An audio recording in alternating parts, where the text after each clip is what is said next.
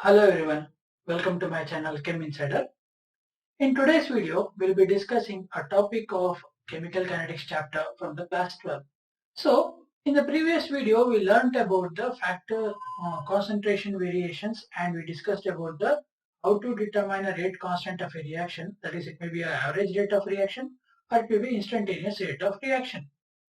When you observed in the previous video, I explained that the rate of the reaction for a tertiary butyl chloride was initially found to be 1.90, 10 power minus 4 mole per Kelvin, mole per liter per second. Later, after a certain period of time, it was found to have a rate at 0.4 into 10 power minus 4 mole per liter per second. So clearly the rate of the reaction is varying. So what are the factors which vary or defect or affect the rate of a reaction? If you consider for this particular example itself, here what we can say is at the initial stages rate of the reaction is higher and in the later stages the rate of the reaction will be low. So if you consider for one of the points which we are considering for rate variation, a concentration of reactant or products, right?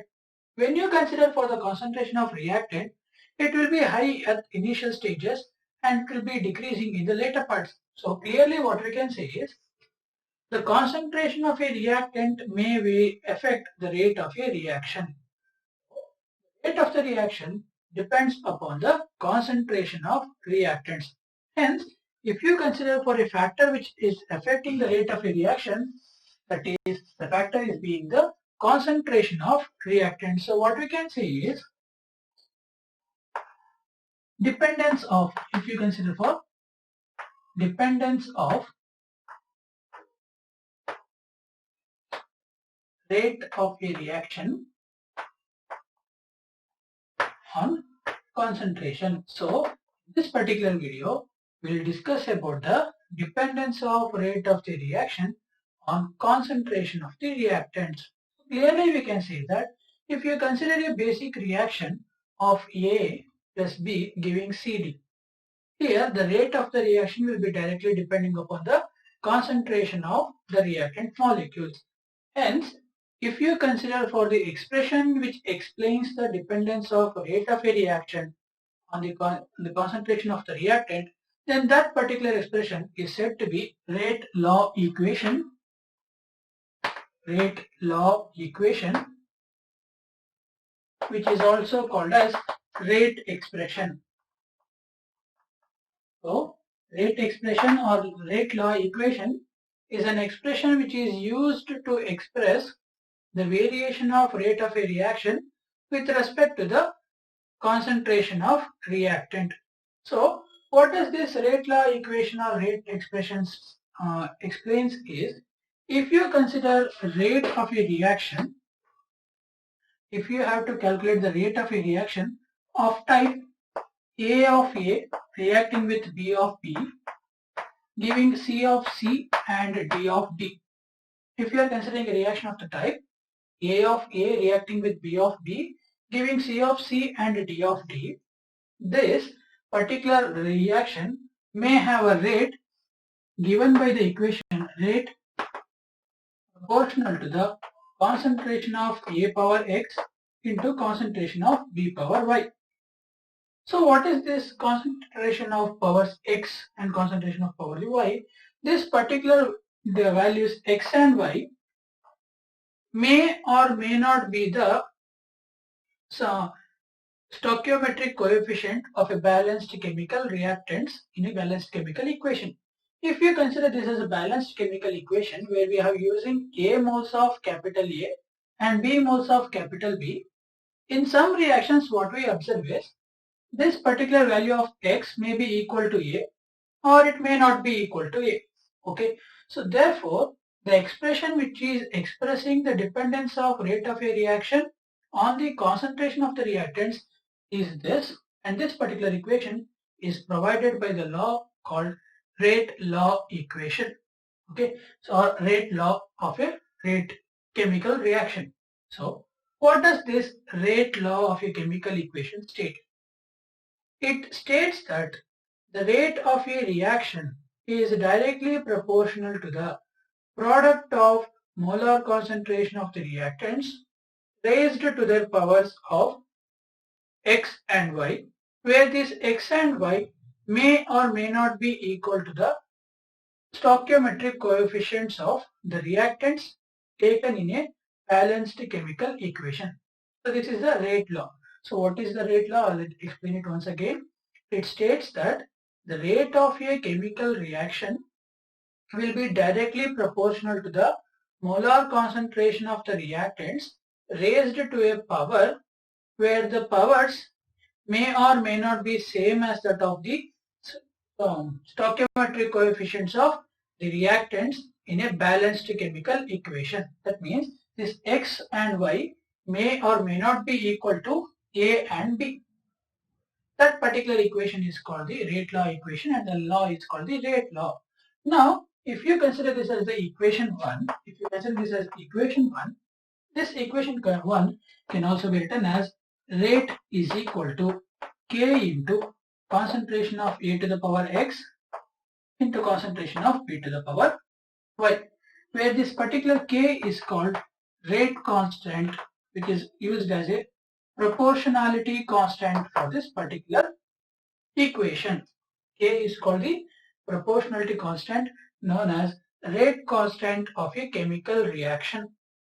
So this is about the rate law equation. So now if you observe carefully, we are expressing rate in terms of concentration of the reactants. So clearly we can say that rate of a reaction is directly proportional to the concentration of the reactants taken. So now how to determine the values of x and y?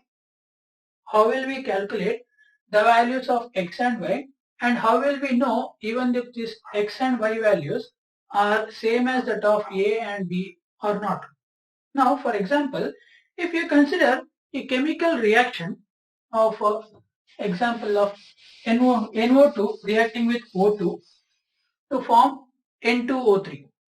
Let us consider the reaction NO2 being reacted with O2 to form NO3.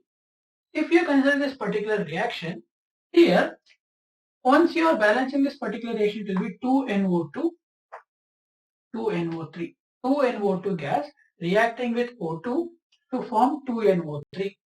Now the rate of this particular reaction at variable concentration of Na, at the concentration of N, nitrogen dioxide and oxygen, the rate is at 0.3 moles of concentration of NO2 and 0.3 mole per liter of concentration of oxygen, it was found to be 0.09. Okay, the rate of this particular equation, when you consider for the NO2's concentration being 0.3 and oxygen concentration being 0.3, it was found to be 0.09. Now, how to determine the value of x and y experimentally is, if you keep one of the reactants concentration in constant manner and if you alter the other reactants concentration, like for example, in this particular step, let us take step 1. If you increase the concentration of NO2 and keep the concentration of oxygen in constant way, let us say I am increasing it to 0.6. I am doubling the concentration of NO2 and keeping the concentration of O2 in the same order. Then what we have observed was the rate of the reaction, which was almost quadrupled. It was found to be 0.358. The rate of the reaction was found to be 0.358. So clearly we can say that if you double the concentration of NO2, we are observing an increase in rate of the reaction for 4 times. So if we cancel the double with the force, that means the rate of the reaction doubles with increasing concentration. That is, if you just consider the value, if you are considering one of the concentration as 1, if you are multiplying it with 2, it means you should be multiplying the rate with 2. Therefore, if 1 into 2 gives 2, if you are getting 4 as an answer, therefore the rate of the reaction will be depending upon the x factor of 2. Okay. So that means we can clearly say that this rate of the reaction is increasing in 4 times because the concentration of the NO2 is squared by 2. Are you getting that? If you are already using 2 moles of NO2 and if you multiply it with 2, then you will get the 4 times increase. That is because of 2 2s are 4. Now, in the same way, if you keep the concentration of NO2 as 0.3 itself, and if you increase the concentration of oxygen to 0.6, we observed that the rate of the reaction was 1.85, 0.185. The rate of the reaction was found to be 0.185. That means if you double the concentration of oxygen, we observed the increase in rate of the reaction that is almost doubled. Hence, the concentration of O2 has no power, that means it has just 1. So if you are multiplying this with 2, 2 ones are 2. Now in this case, if you multiply this with 2, that is if you are increasing the concentration, that will be 2 2s are 4, which we are observing the rate of the reaction. So the rate of this particular reaction at different rates is stated like, initially this rate of the reaction was said to be depending upon the concentration of NO2 and O2, right? Now once you increase the concentration of one of the reactant and keep the concentration of the other reactant constant, then you'll get rate proportional to NO2 whole to the power 2 and O2 whole to the power 1. Okay, this is the expression which we get on applying rate law for the NO2 to NO3 formation chemical reaction. So if you observe here carefully, as I said, X and Y values may or may not be same as that of the stoichiometric coefficients of the reactants in a balanced chemical reaction. Now in this particular case, it is same, right? X and Y values are same as that of the A and B value. This is the A value, this is the B value. That is what you have get. This is X, this is Y. X and Y values are being same in this particular example. Now, if you consider for one more example, that is of the reaction of chloroform with chlorine. When you treat CHCl3 with Cl2, it gives us CCl4 along with the formation of HCl. This is a particular reaction. Now, if you consider for the rate of this equation can be given as the rate of concentration of CHCl3 to the power X, concentration of Cl2 to the power Y. Okay, since this is a balanced chemical equation, the value of A is 1, value of B is 1. Now if you get the value of X and Y as also 1, then the particular rate of this reaction will be said to be X and Y being same as A and B. But the experimental data studies have shown that this particular rate of reaction is given by the expression rate is equal to K of concentration of CHCl3 to the power 1 and concentration of Cl2 to the power 1 by 2. So clearly the value of X and Y are not same as that of the value of A and B. Hence, we can clearly assure that almost all reactions will not have same values of X and Y for A and B. That is because this particular X and Y values is defining the particular reaction rate, whereas A and B are nothing but the stoichiometric coefficients of a particular reaction.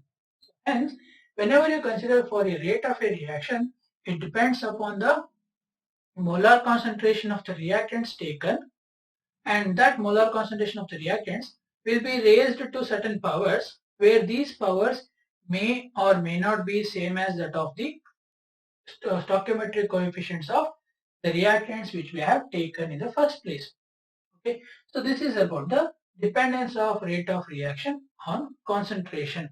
Now, using this particular value of X and Y, we can also determine the rate of order of a reaction. So, what is an order of a reaction? An order of a reaction is a concept where we can understand the rate of a particular reaction which it is taking place. Now, if you consider a particular equation itself, let us say the general reaction of A and A of A reacting with B of B, giving us C of C and D of D. Now, as I said earlier, rate of this particular equation rate is directly proportional to concentration of A power X into concentration of B power Y. And then on substituting the proportionality constant as K, we get rate is equal to K of A power X into B power Y. Since we are considering about the rate of the reaction depends on the concentration of the reactant, we know the expression for rate, that is minus d of R by dt. So here clearly we are using the instantaneous rate of the reaction, that is throughout the chemical process of various chemical reactions, we will be calculating their particular rate at a particular instant of time. Hence, we will be using instantaneous rate of a reaction itself. Hence, we are using the formula of minus dr by dt. So, the expression minus dr by dt will be given as k into a power x into b power y. So, this particular equation of minus dr by dt being equal to proportionality constant k into concentration of a power x multiplied by the concentration of b power y is called the differential rate equation. This equation is called the differential rate equation. This differential rate equation can be used to determine the order of a chemical reaction. So, what about an order of a chemical reaction and what about the molecularity of a chemical reaction? We'll discuss those two topics in the next video. Okay, so this is enough for today. I hope you have understood this particular concept which I explained. If you have any doubt, please do comment down below and please do share this video among your friends. Thank you for watching.